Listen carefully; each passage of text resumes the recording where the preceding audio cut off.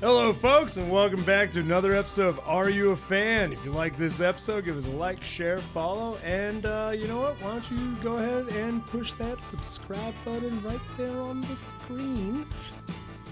Okay, so let's get into it with the question as we normally do. Got one for you, Joe. If you were a samurai with like a mystical sword or technique, what would be your motif? Like, would you pick an element, an animal, or like probably be an element, be fire. Because that's just kind of my personality. Fair. I feel like I'd go something. Oh god, this is gonna sound so edgelord. I like shadows or something. Am I a samurai or a ninja? I guess. That just sounds like your 2000 emo kid. Yeah, true. But honestly, I'd probably go similar to you. Like, fire would be a fun one. Oh yeah. So that brings us into this week's character, Tanjiro Kamado, from the Demon Slayer universe. So Joker, you know anything about this anime? I've heard of it, and that's about it.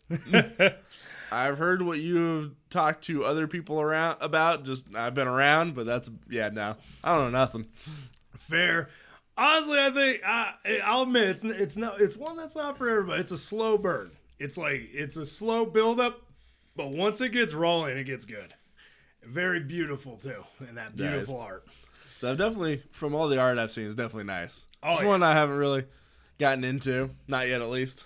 I'm only shocked you didn't get into it because you were big on samurais back in the day. That was before this was a thing. From true. The look of it. Yeah, true. All right, so let's get into it. Let's start out with real world. So Demon Slayer Kimetsu no Yaiba is a Japanese manga series written and illustrated by Koiharu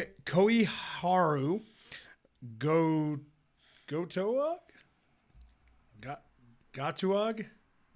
Once again, we always apologize for butchering names.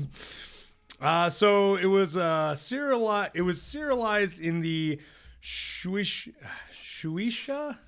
Shonen Manga magazine, Weekly Shonen Jump, from February 2016 to May 2020, with its chapters collected in 23 tankobon volumes. I've never seen a train wreck last so long. Man, you had to pick like one of the hardest things for you to have to ever pronounce. My God, that was rough.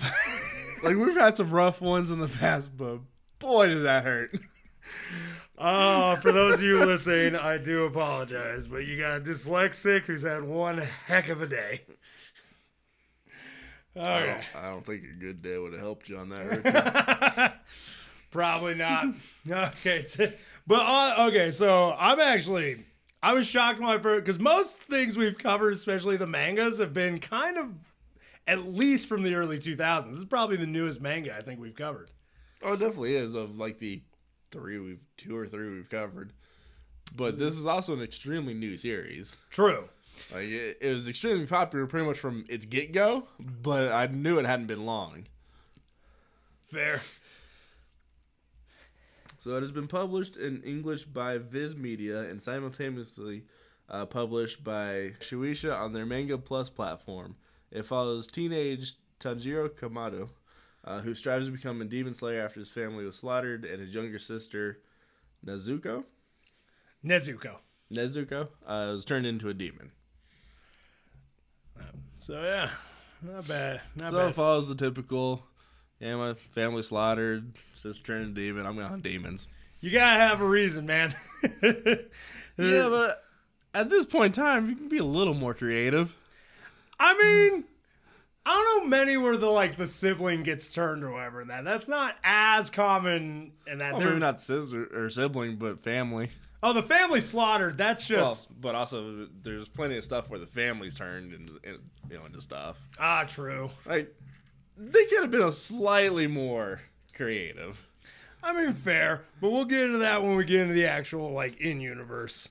So, a 26-episode anime television series adaptation produced by Ufotable aired from April to September 2019. A sequel film, Demon Slayer Kimetsu no Yaiba, the movie Mugen Train, was released in October 2020 and became the highest grossing anime film and Japanese film of all time. Which kind of impressive. Yeah. I remember when it came out, it was a big deal because like they aired it in theaters and it was just one of those like, I'm like, man, I haven't seen an anime aired in theaters since Digimon. That's one way to date us. Right? Oh my God, we're old. Holy cow! Yeah, I want to say that or the second Pokemon movie were the last animes I saw. That's even worse. Because that was 2000. Stop. No, the first one was Wait, The second one was Pokemon 2000. the second one was Pokemon 2000? Oh my Because God! the first one was Pokemon first movie. Yeah, thanks for making me feel even older today. Ow. Okay, carry on, Joker. So into creation and design, Tanjiro originates from Koiharu's ideas involving a one-shot with Japanese motifs. Tatsuko Katayama, their editor, was worried about the one-shot Crusade being too dark for young demographic and asked Koiharu if they could write another type of the main character who would be quote-unquote brighter. Which is one of those, like, I always want to, man, I do love the direction they went with the characters. So finding out that he could have been darker, I'm like, yeah, you're right. I don't think he would have been as relatable. And which is fair, because that's usually a way to avoid, that's something to avoid if you want them to be relatable. Yeah, if you want, That's usually where you go if you don't want them to be. yeah, like if you want him to be likable, you gotta make him bright. But like, yeah, man. So probably a good call from what I know of the character. Koihara has cited issues in the making of the character due to the contrast he has with the dark narrative. For the release of the manga 7th chapter, Koihara drew a cover of Tanjiro wielding his sword while smiling. However, due to the contrasting aesthetic the manga had, they discarded the drawing and instead drew a similar design with Tanjiro having a serious expression. And honestly, it does work like in the series. The character's lighthearted, and the fact is anime is different than like a live action show like where you get to in the character's head. So you hear what they're thinking in that. So even though he has a serious expression, you hear him being like, oh, like you hear his thoughts. So in the initial design, Tanjiro. I just completely blanked out on it. I was like, no, we've said this before. So in the initial design, Tanjiro did not have a scar or wear earrings, but in the end, they felt these features would accentuate the character. And ultimately they do, because honestly, his original concept and design without the scar or the earrings, kind of bland. Makes sense. I mean, you don't have something like that. There's nothing really extra there.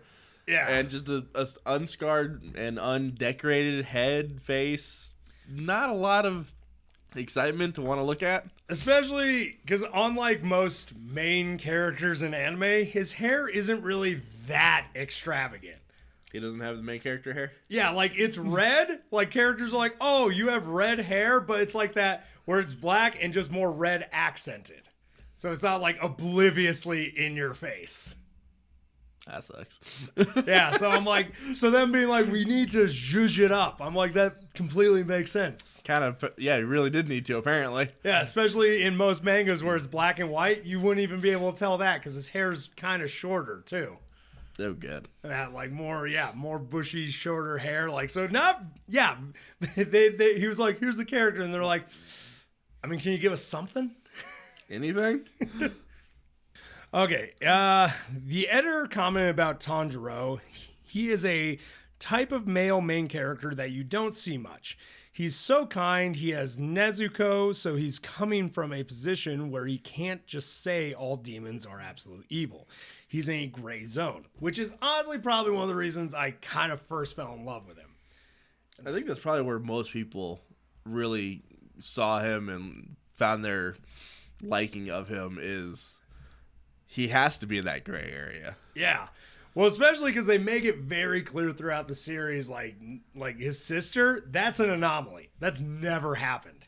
And that even with multiple demon slayers, like being told stories of multiple demon slayers who want to believe that there was humanity left in demons, they're like, yeah, all of them get killed because they all got eaten by their loved one.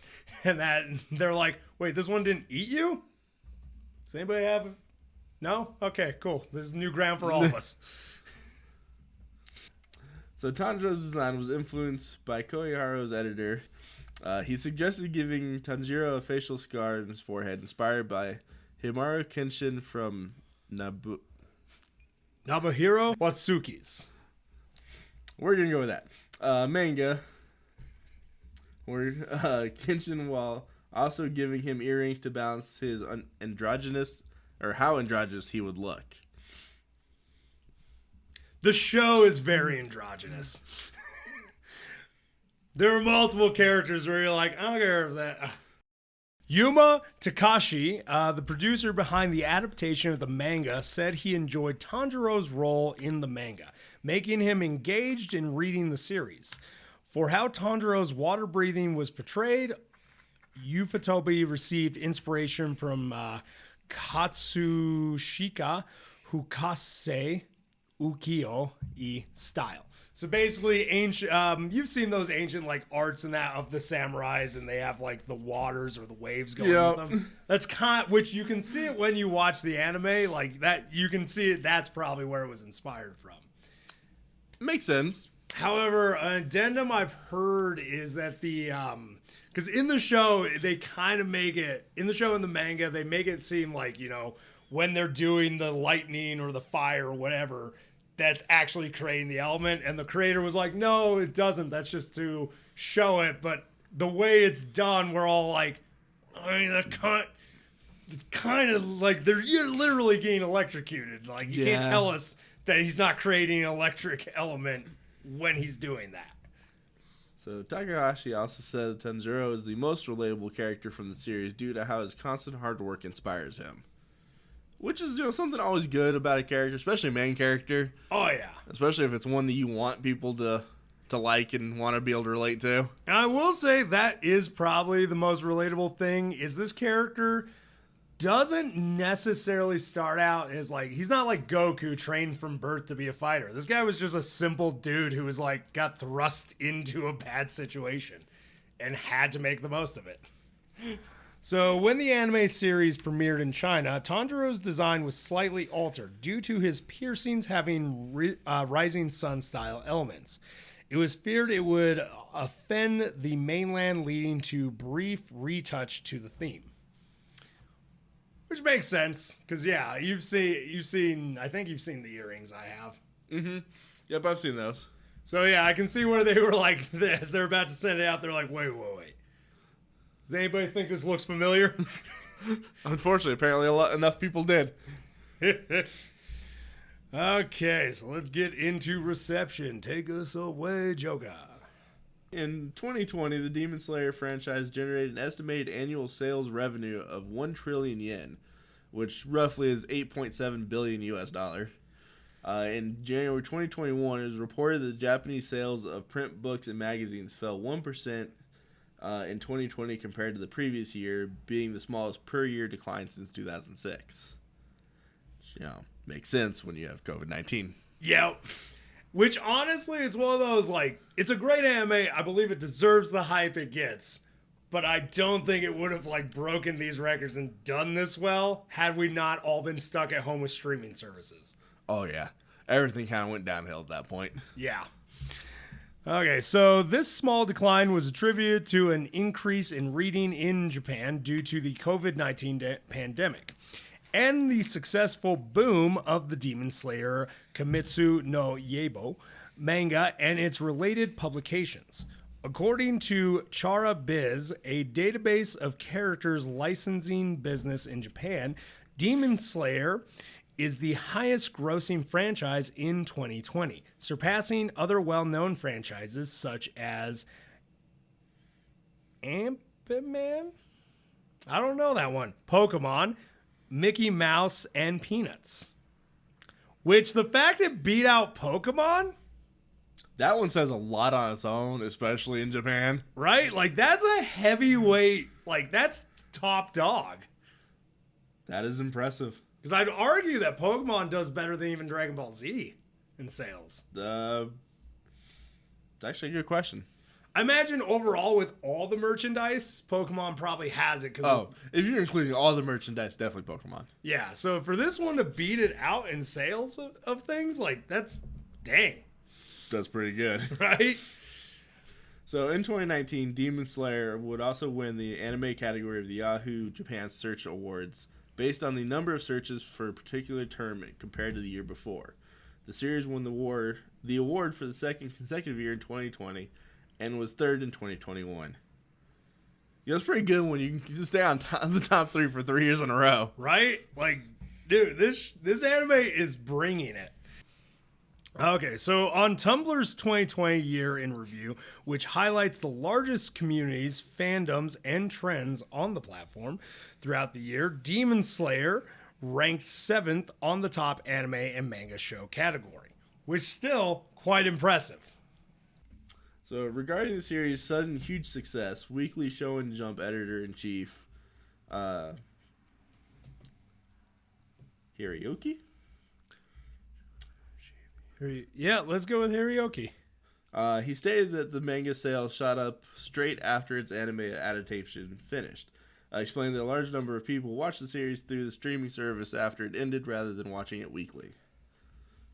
Because, at a certain point, that's what everybody's going to do. Yeah. That's why when the streaming service started doing that more consistently, it got real annoying because nobody wants to watch it weekly.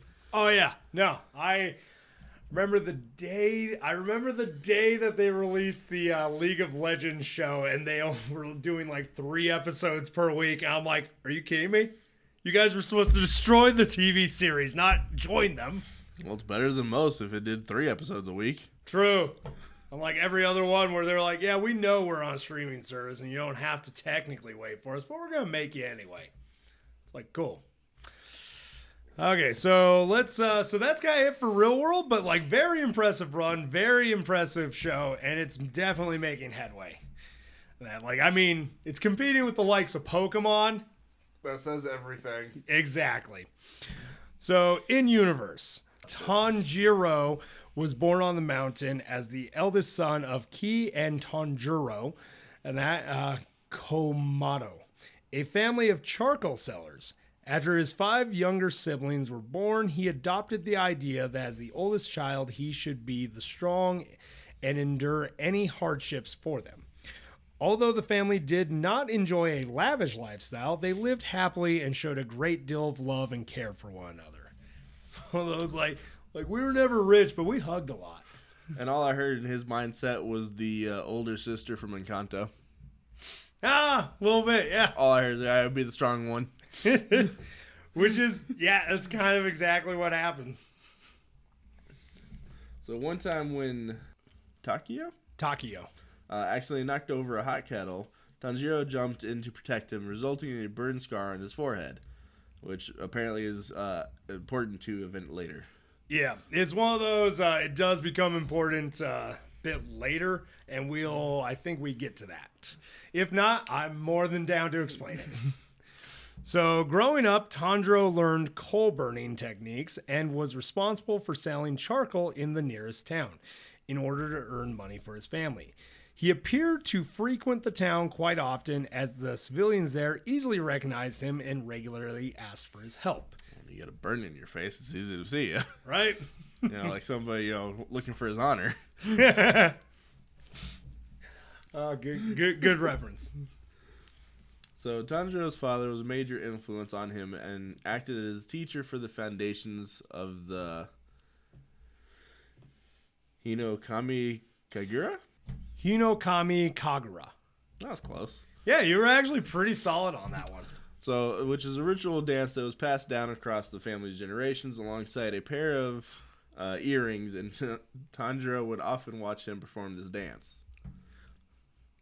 I'm not butchering that one. The Hanafuda sure earrings. Hanafuda. I only know I'm a level with you and our audience here. I only know some of these words because I've watched the anime so many times. Kind of why I've been pausing. Is like, hey, you've watched this, help me. Fair, valid. Okay, so upon asking Tanjiro about his stamina despite the cold weather, Tanjiro learned from his father that there were specific breathing techniques to continue dancing endlessly. Later discovers this may have been the first breathing technique created.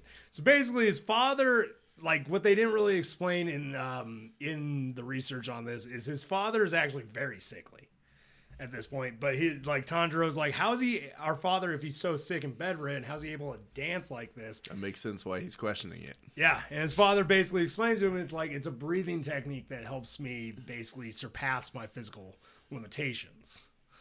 But yeah, you start to find out some hints that, like, oh man, there might be more to this family than meets the eye. Makes sense. So when Tanjiro grew old enough to dance in place of his weakening father, he learned that the correct techniques would allow him to blank his mind, enter a plant-like state, and gain access to the see-through world. Basically, yeah. And I find it funny that he learns this before he learns any of the actual martial art breathing. Because, yeah, that's kind of what it's supposed to do. It's supposed to give you, like, superhuman abilities. So, before Tanjiro passed away, a night with the threat of a hungry bear prompted him to show Tanjiro, his son, the state in action. The son Tanjiro was frightened at the sight of the predator, but his father quickly killed it with his axe upon entering the state. Tanjiro, the father's abilities shocked the son. He made sure to remember the event. Soon after, the father passed, and the son, Tanjiro's younger siblings, began treating him as their father figure, which kind of makes sense. Oh yeah, definitely. I mean, when you're now the oldest male in the family, that's kind of what you become, right? And it's one of those, like, I know nobody can really see the father right now in that, but like he is, like they show, he is very sickly towards the end, like skin and bones. So for him to kill a bear with an axe, just to kill a bear, yeah, true. Like, dang, the breathing technique works. So on a snowy morning, Tanjiro prepares to leave for a nearby town and sell charcoal in preparation for the new year. However, his younger sister, Hakano Kamado, and brother Shigeru, yep, hold him back, begging for him to bring them along.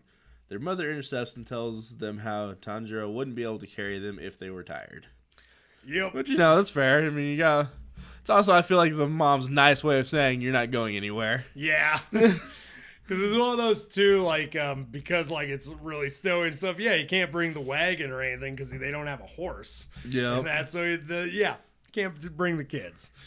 So Tanjiro bids farewell and starts making for the town. He quickly encounters his sister Nezuko, who is carrying their younger brother Rokuda.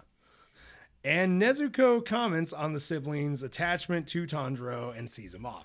The whole reason I include this is because it's just gonna hurt. I mean, it has to at some point. Yep. So upon arriving at the town, Tanjiro holds friendly conversation with the townsfolk, and some ask for his help to perform errands.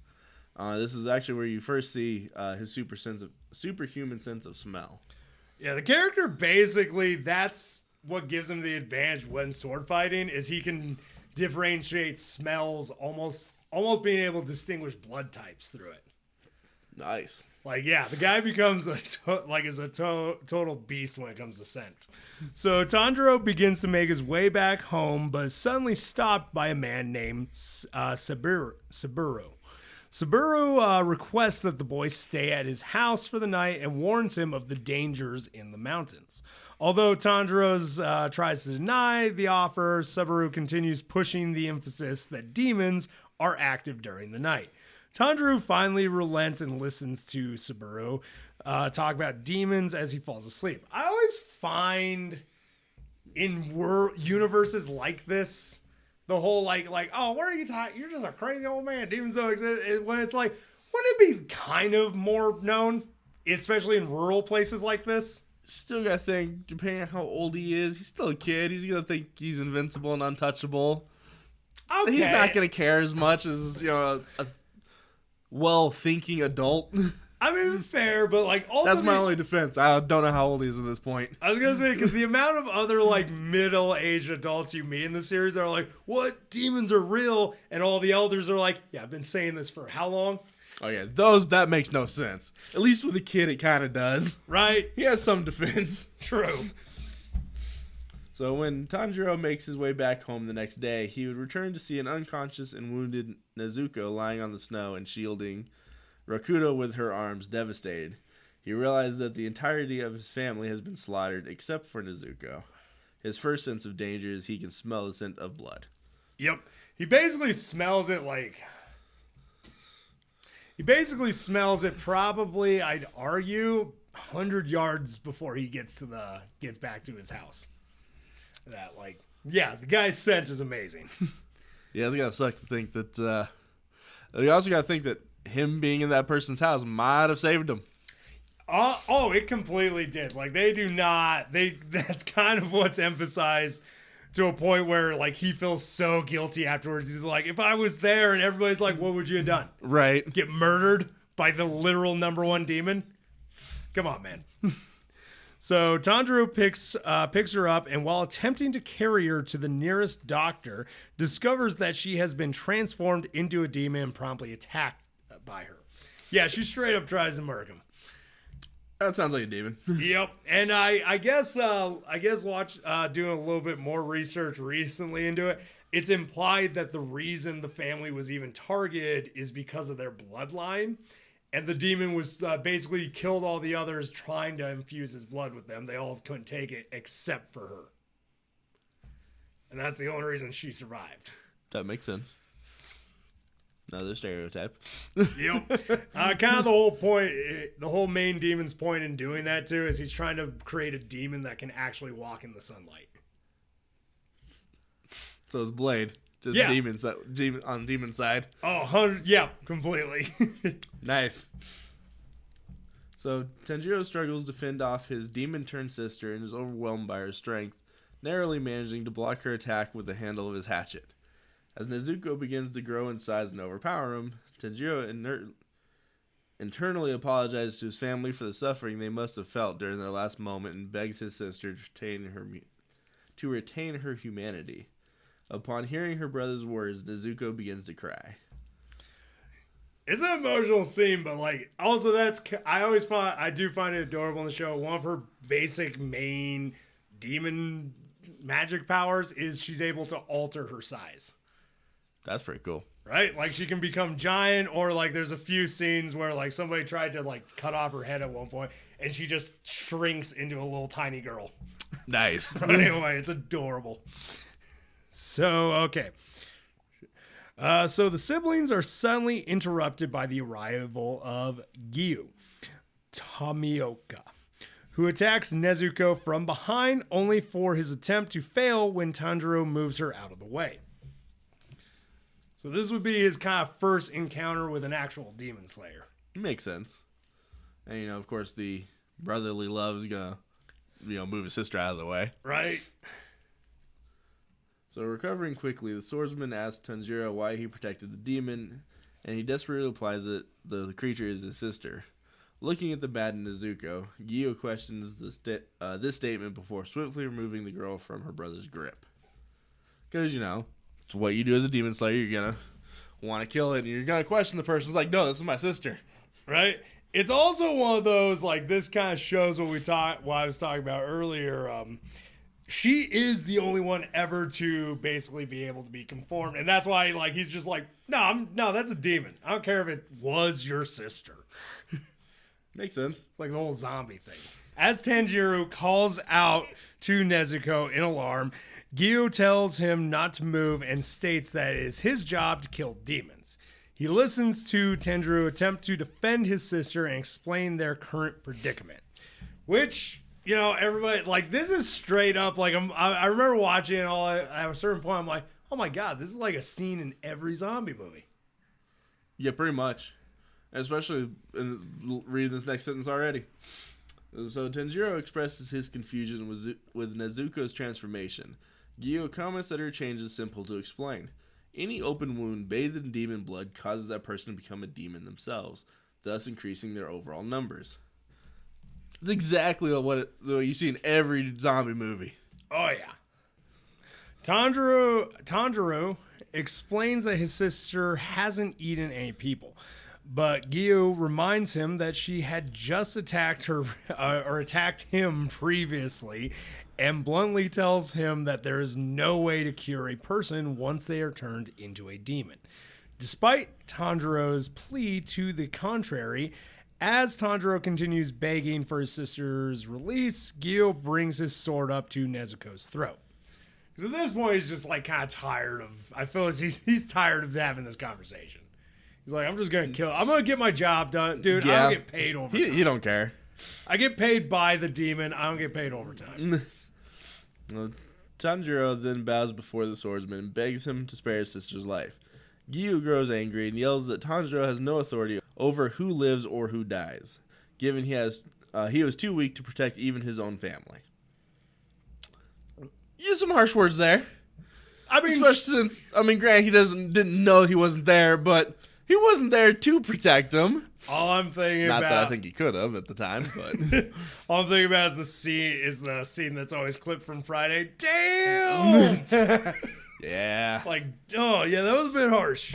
He labels all his talk about finding a cure for his sister's condition and his family's killer as ridiculous, since neither he nor the Demon Lord would have any respect for such a miserable display. Which is fair, and he's just, he's being honest. He's like, dude, begging's not ever going to work in this situation. You gotta, do something about it. Right? Which Gyu demands that Tanjiro prove his dedication to protecting his sister by drawing his axe. While Tanjiro hesitates upon hearing these words, Gyu silently encourages him to find the resolve necessary to accomplish all of the lofty goals he had placed upon himself. He then stabs Nezuko in the chest, causing Tanjiro to throw a stone at him in fury. Yeah, this is where it gets good. That's one way to start stuff. Right? So, Gyo blocks the stone with the hilt of his sword and avoids another one of the projectiles as Tanjiro charges at him empty-handed after swiveling behind a tree. Seeing the attack attempt as only a simple act of emotion, the swordsman angrily drives the hilt of his sword into Tanjiro's back, knocking him out. Staring down at the fallen boy, Gia realizes his opponent's hatchet was missing and looks up to see the weapon spinning towards him through the air, narrowly dodging him. He muses over Tanjiro's clever strategy and realizes the boy's plan was to defeat him with the flying hatchet after he was knocked out. So yeah, he knew he was going to be knocked out. He planned on it. Yeah, well, because it's one of those I feel because I think he even explains it later. He's like, kid knew he couldn't take me, technically. Yeah. So he just tried to trick me, which almost did work. Pretty dang close. Yeah, in the anime, it is right next to it. He just moves his head out of the way. So distracted, the swordsman is attacked by Nezuko, and he dodges backwards from her kick. Cursing himself, Gyu watches as the girl reaches for her brother, certain that she was going to devour him. To his surprise, though, she instead stands protectively in front of his vulnerable body before charging at him in rage. So yeah, just kind of proving there is some human in her. Right? Which I remember that threw him off, in the show, that throws him off so badly. It makes sense when your whole life and your whole line of work, you see the complete opposite of this on a day-to-day basis. And that's so Gia recalls Tanjiro's previous statement that Nezuko wouldn't eat humans, noting that somebody a long time ago had said the same thing and had been killed regardless. He reflects on the nature of demons, in particular, the high amount of stamina lost during transformation process. It's kind of like, the whole being bit by a werewolf and that, it's physically painful. And what they do to alleviate the lost stamina and prevent starvation, they eat humans, even those closest to them. Seeing that Nezuko was not following this example, Gia sheathes his sword and incapacitates the unusual demon with a Barrow-handed blow to the neck. Barehanded. Barehanded. I gotta admit, that's got to be a bit of a... What do you do in that situation? I mean, part of me still be like, well, you're still a demon hunter. He's unconscious. He ain't gonna do anything. Now's the time you do it. I mean, I feel like you would. I don't know. I'm torn because part of me wants to believe I'd give them a chance, but also I've been jaded by a lot of things. Exactly. So, and I don't want that thing to come back at me because I didn't kill it. Not gonna lie, I'd probably, like I said, he's unconscious. He's not gonna stop you anymore because he can't. Yeah, that's valid. And especially now that you've knocked her out, it's easy. Maybe I'm a little bit of a messed up person. But I mean, I'm still torn. I'm not gonna lie. Like, yeah, let's finish out this origin story, and I'll say some things about it. So while Tanjiro and Nezuko are unconscious, Gyu wraps the later in a clean cloth and straps a bamboo muzzle-like tube across her mouth. Okay. When Tanjiro wakes up after seeing a vision of his deceased mother and siblings, Gyu instructs him to visit a man named... I should have given this to you. There's a man named Sakanjo Urokodaki. Well, he butchered that enough for the both of us. So, he was supposed to visit him at Mount Sagiri? Yep. And not to take his sister out in the sun, vanishing swiftly afterwards. Yeah, so basically that's the guy who's going to train him to be a swordsman. So a surprised Tanjiro watches him leave, and he takes Nezuko to dig graves to bury their family and pray for their souls in the afterlife. The pair then leave home and head toward Mount Sagiri. I will say I do love the bamboo muzzle throughout the series because it's one of those, like, everybody at a certain point, they trust her.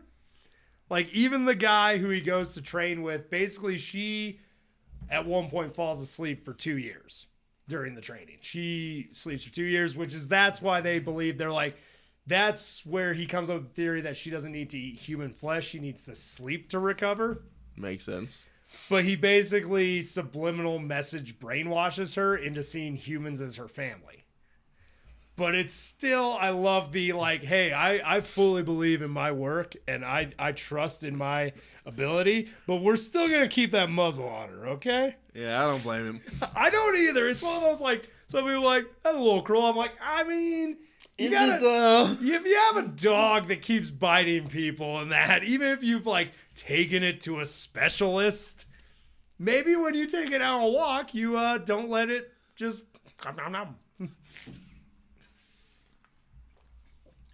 You get there, Joker? I was laughing at the sound. And I will say, yeah, the sword train's basically where he learns, like, water breathing and everything. And yeah, where was I? Don't know. But the last one's you. Okay. Powers and abilities. Okay, so this one isn't technically a power ability, but it's a consistent trope throughout the entire series. He has a hard skull to a point where, like, it's become a saving factor for him. Like, one demon straight up murdered the predecessor, like the first kid that his trainer trained by crushing his skull, and when it went to slap him on the head, all it did was just add to the scar. Nice. And that to the point where he's taken out, like, other demons by headbutting them. He knocks one out. So, yeah. Superhuman sense of smell, which we do kind of talk about. It's at the point where even demons who can kind of go in and out of portals, he can still slightly smell where they're about. Like, gonna pop out. Enhanced strength, that comes with the breathing techniques. It's able to increase, according to the samurai and stuff, the breathing techniques allow them to get on par with the demons, even the high-ranking ones, as far as physical capability. The only difference is if you chop off a human's arm, they can't regrow that with a breathing technique. So also in immense stamina and endurance. Total concentration constant. Basically, the breathing techniques when he originally learned them, he learns that there's an advanced form where basically you just don't stop ever. Nice. And that's able to increase your stamina almost tenfold. He also learns how to combine breathing styles. So basically taking his water breathing style and combining it with his father's sun breathing style, which, yeah, you start to find out that his father might have been part of that sun breathing technique like samurais and just kind of tried to leave it all behind. And that's kind of where the whole Scar thing comes in, because when he meets a flame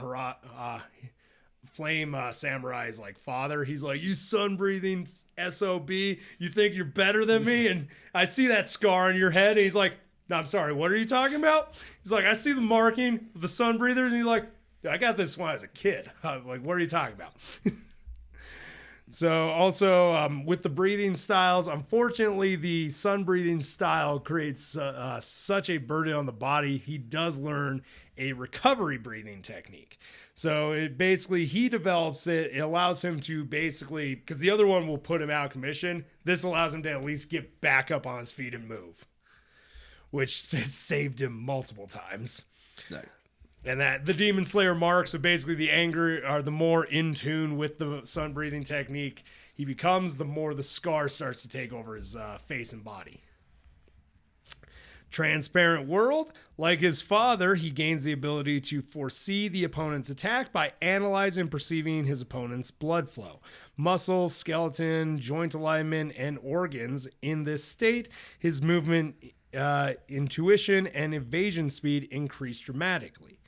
Okay, selfless state. As he unlocks the transparent world, Tanjiro also learns the ability to completely erase his presence from the battlefield from his father, including all his fighting spirit. This ability allows him to completely negate and bypass Akaza's extrasensory perception thanks to this. They haven't gotten to that point in the actual anime, and I don't want to read the manga and ruin it for myself. So I'm imagining it basically is like going incognito mode. That's right. Invisible. Repetitive action. So that one basically, yeah, he knows the techniques very well. Water breathing. It has 10 forms technically, but he learns the 10 basic forms in that, but you do learn from the guy who basically found him and his sister. There are other forms that guy created to add on to it. Tanjiro never really becomes that much of an expert in water breathing, which makes sense when you find out that he's descendant of sun breathers.